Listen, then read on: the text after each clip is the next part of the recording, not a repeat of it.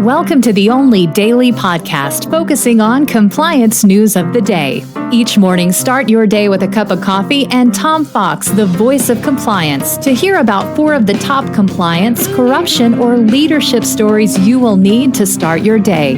The Daily Compliance News is a production of the Compliance Podcast Network.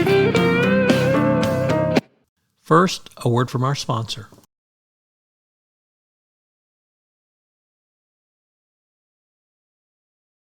The Daily Compliance News for June 2, 2023, The End is Nigh edition. And we begin with that story from the Wall Street Journal. LIBOR's last users face challenges as the deadline for its demise nears.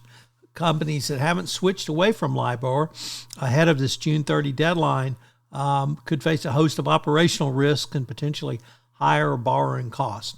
LIBOR, which long underpinned financial contracts, was given the death penalty for a manipulation scandal over a decade ago, and now the end is nigh. So June 30 will be the end of LIBOR. Next up, from the Organized Crime and Corruption Reporting Project, or the OCCRP, reports that corruption in South Sudan's gold sector is bleeding its miners dry. It is a popular choice for traders in Africa, but widespread smuggling and corruption have deprived many of the people of much-needed revenue and economic development. So once again, you see how the invidiousness of corruption really damages an entire society. South Sudan is generally perceived as one of the most corrupt countries on earth, and this report certainly seems to follow that. Next up, in one of the great stories of capitalism, Ford Motor Company sues Blue Cross Blue Shield in an antitrust case over, quote, astronomical, end quote, profits. Yes, Ford Motor Company says that a price-fixing conspiracy caused it to pay inflated prices and too much to Blue Cross Blue Shield. It's just amazing that Ford Motor Company would accuse someone of charging too much money.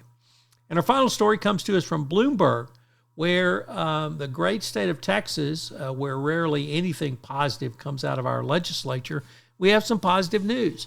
And that positive news is company grants for creating jobs and relocating businesses to distressed economic areas has expanded to companies that allow work from home.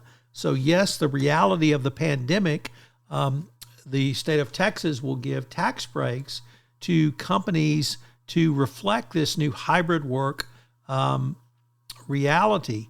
And the economic development for strategy post-COVID in the state of Texas really explores and expands on this. So I'd really ask you to think about, are there benefits that your company has not thought about in working from home? And if you are in the great state of Texas, perhaps your company might be entitled to some rebates. So shout out to the Texas legislature, something I rarely get to do.